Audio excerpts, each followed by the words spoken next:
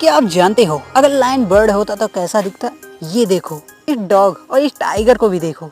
वैसे मैं बात करने वाला था हमिंग बर्ड की। ये बहुत टैलेंटेड पक्षी होते हैं। इन्हें हिंदी में गुंजन पक्षी भी कहा जाता है। ये अकेली ऐसी पक्षी हैं जो उल्टा उड़ सकती हैं। इसका दिल 1 मिनट में 1200 बार धड़कता है। पर दुख की बात यह है कि ये चल नहीं सकती और ये संसार की सबसे छोटे अंडे देने वाली पक्षी है। ये भिन भिनाने की आवाज निकालती है, इसलिए इन्हें गुंजन पक्षी कहा जाता है। ये फैक्ट आपको अच्छा लगा तो सब्सक्राइब करके जाना।